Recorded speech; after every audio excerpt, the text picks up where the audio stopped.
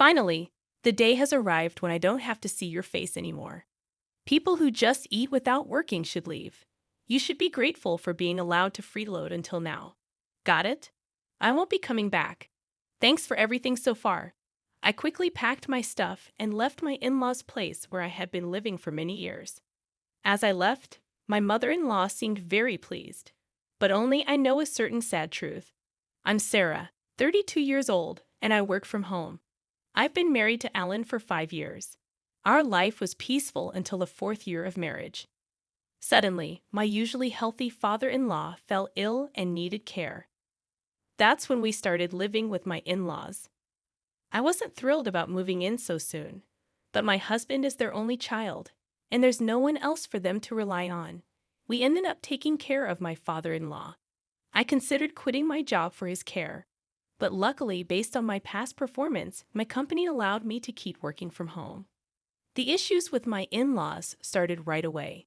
Yep, I dealt with the classic mother-in-law and daughter-in-law clash.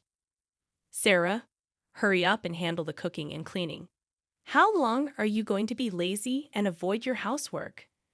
Mother-in-law, I'm working right now. What are you talking about? You're always just clicking away on the computer. The truth is, you're just browsing the internet, not really working right. Thinking that using the computer means goofing off on the internet is so outdated. I have permission to work from home from my company. Amidst the household chores and taking care of my father-in-law, I've used my skills to bring my salary back to what it was before. After about 3 months of hard work, when I finally managed to match my previous salary, I felt a real sense of joy. The reason I worked so hard is that Alan's salary isn't enough to cover our expenses. I thought life would become easier, and I even considered saving money. However, things kept getting tougher, and it felt like my wallet was always losing its contents. Curious, I investigated where the money was going and discovered that Alan was spending a lot. I also found out that my mother-in-law was wasteful with money. Alan, being a people pleaser, often treated colleagues to lunch, and lately he was using our credit cards for drinking parties. No matter how much I earn, if Alan spends more, our finances will dwindle. Meanwhile, my mother-in-law juggled multiple expensive hobbies with friends, paying for lessons and socializing. I can't tolerate the fact that my husband and mother-in-law continue their wasteful spending while leaving all the housework and care for my father-in-law to me. I've ended up covering all our living expenses with my income, making saving money a distant dream. Anxious about this, I decided to talk to my husband and mother-in-law. Alan and mother-in-law, it looks like our spending has been quite high lately. If this continues, we'll run out of money. Can you both please try to cut back on your expenses? Alan and my mother-in-law didn't take my words well. I don't want to feel embarrassed. I can't appear stingy in front of my colleagues and subordinates. You get that right. They won't think poorly of you just because there are times when you don't foot the bill. You don't have to treat them every single time. You might not get it, but maintaining good relationships with your coworkers is crucial for smooth work. Treating your juniors to lunch is one thing, but what about those trips to the girls' bars? That has nothing to do with work, does it? It just seems like you're out for fun. How can you come home drunk and start talking about it, even when no one asks you? It implies that you find more enjoyment there than spending time with your family. I'm relieved that Mom understands and agrees. If I skip my classes, I'd just be stuck at home. I take classes with my friends to make the most of the limited time I have left in this world. But what a terrible daughter-in-law I must be. All she sees is the housework, thinking I don't contribute anything, so I have no right to complain. Seriously though, what's she thinking? A homemaker looking down on us as if from a high horse. Let me make it clear, I am working, earning a steady income, and contributing to this household. I'm also handling housework and taking care of my father-in-law. Don't lie. Working from home, you can't be earning that much. Mother is the one doing the living. Don't act so high and mighty for a part-timer. I was so shocked by what I heard that I couldn't even respond. They didn't seem to grasp that I was juggling housework, caregiving, and maintaining a steady income. Moreover, it appeared that my mother-in-law had told Alan that she was the one taking care of my father-in-law, making it seem like I was just a homemaker doing nothing. There were moments when I thought about leaving that house. I seriously contemplated it, but the reason I stayed was because of my father-in-law. Since I got married, he always treated me with kindness, unlike Alan and my mother-in-law. He would often say things like, "Sarah, I'm grateful to have a wonderful daughter-in-law like you. I apologize for everything." Father-in-law, taking care of you isn't a burden. Why would you say that? Sure, I feel bad imposing on you like this, but more than that, I'm concerned about my wife and son. They leave everything to you, doing as they please, right? Yes, you're right. I recognize that it's thanks to your hard work that our household finances are staying afloat. Alan's income alone wouldn't be enough to sustain this household. Father-in-law, you knew all along. It seemed he had understood our family situation for quite some time, and every time he received care, he expressed gratitude with heartwarming words. I genuinely cherished such a father-in-law and even found joy in looking after him. What would happen to this house if I left? I worried about who would care for my beloved father-in-law, so I chose to be the one providing proper care until he passed away a year later. My father-in-law passed away. During the funeral for my beloved father-in-law, tears flowed uncontrollably. "Sarah, why are you crying so much? What's wrong?" "Father-in-law has passed away. Isn't it normal to mourn like this?" "I've been his caregiver all this time." My response seemed to anger my mother-in-law. "You're making it seem like I never took care of him." The truth is, my mother-in-law hardly took care of my father-in-law. She was always busy with her hobbies, frequently going out. Since I was at home, she didn't have to handle any caregiving or housework. She even put on a tearful act in front of relatives, portraying herself as the oppressed and pitiful mother-in-law. To outsiders, it might have seemed like I was the unkind daughter-in-law. They defended her, saying, "Don't be so hard on your mother-in-law," and blamed me, despite the fact that I was simply mourning my father-in-law's death. People who knew nothing criticized me, making me furious. I decided to distance myself from the relatives. That's when Ellen took notice and approached me with complaints. "You embarrassed Mom in front of everyone." "What are you talking about? That doesn't make any sense. I was only crying about father-in-law's death. Yet, your mom came over and told me it was strange for me to cry. Didn't you make it sound like she hadn't taken care of Dad at all?" "I never said such a thing. I just talked about mourning the loss of my father-in-law, whom I had always cared for." Perhaps it sounded like criticism to you because, in reality, your mom did nothing. Are you insulting Mom? I'm not insulting anyone.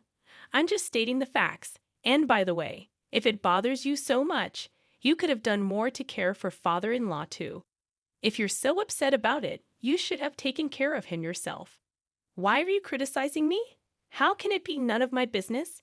It's only natural that you, his blood relative, would take care of him.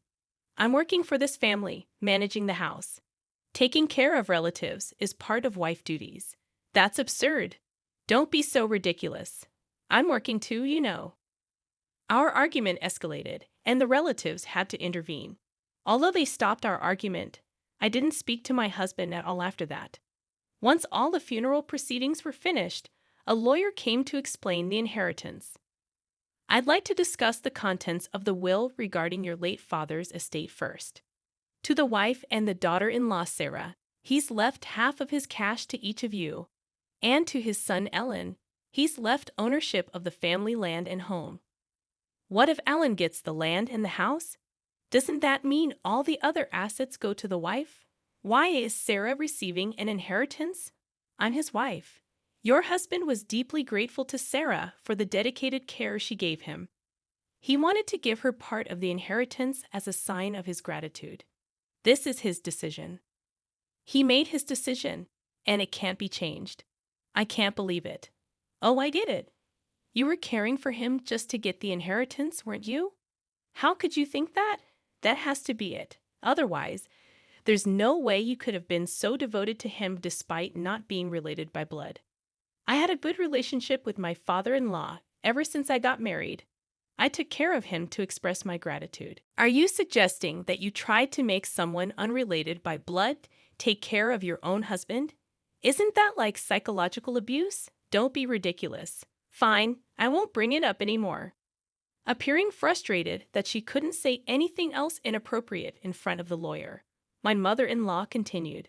So that was Dad's decision. It's grand gratitude for Sarah's caregiving, right? If that's the case, then we have no choice but to follow. May I continue? All right. Well, your father stated that it's no longer necessary to rely on Sarah.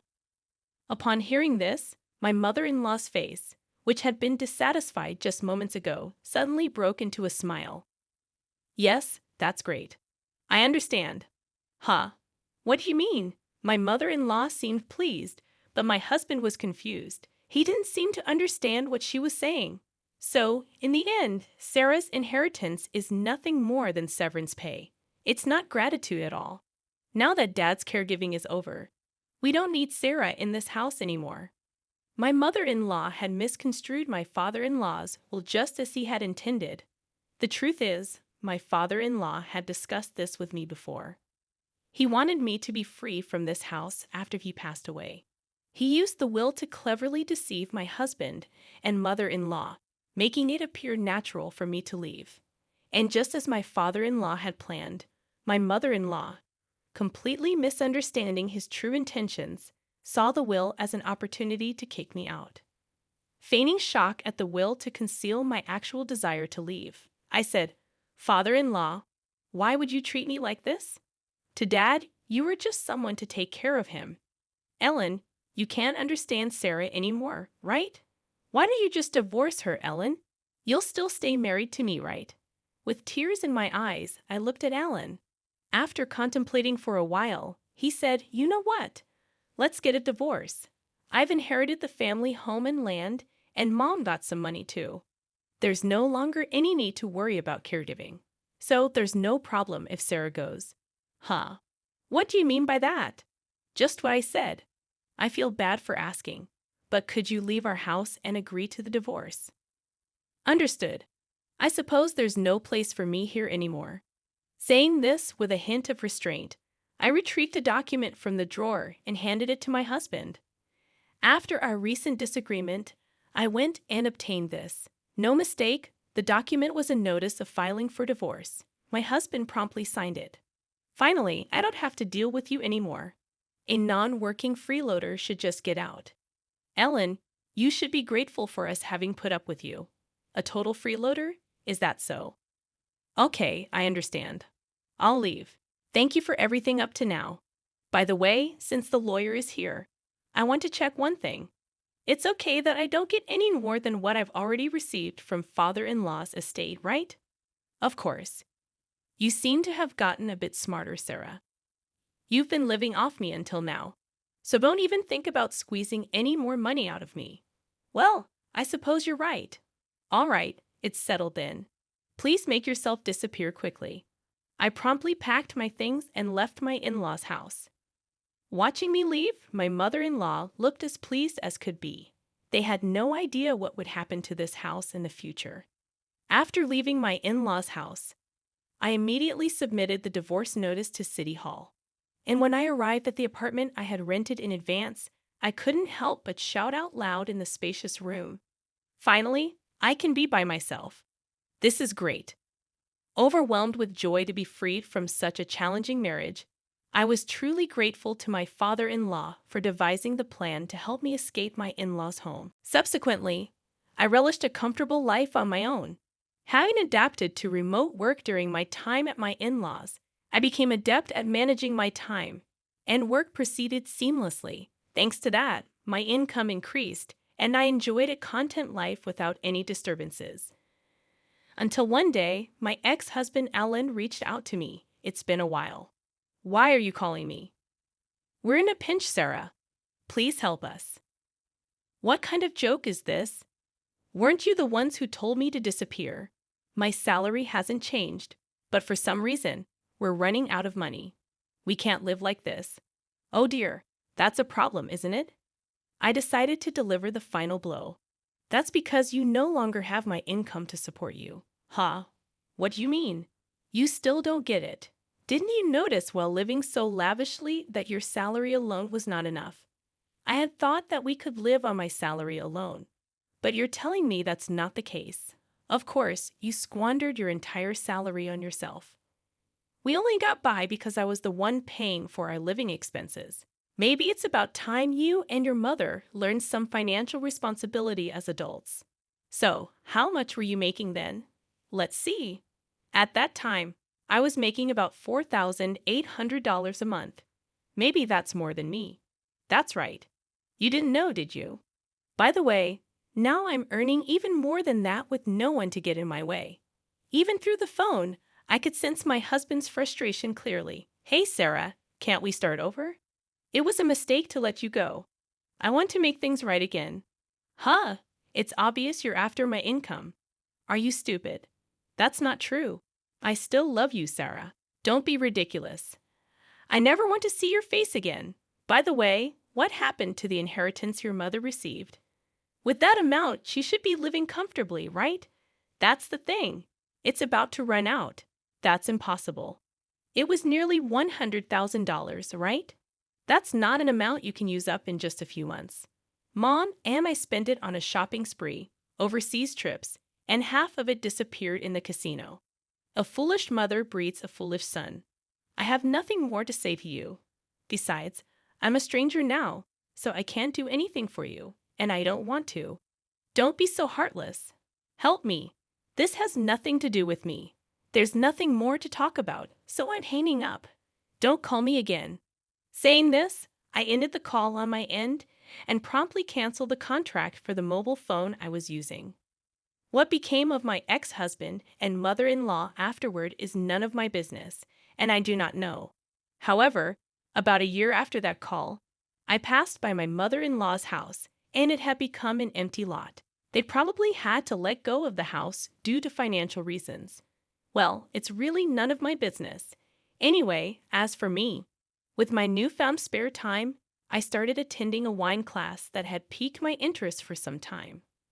There, I met a man 2 years my senior who took me seriously, and after dating for a year and a half, we got married. He is the ace of a well-known company that many people are aware of, and despite his high salary, he is humble with a warm and wonderful character. He respects my career, and we enjoy a fulfilling married life filled with mutual respect. These days, I feel that maybe all this retribution was a gift from my father-in-law.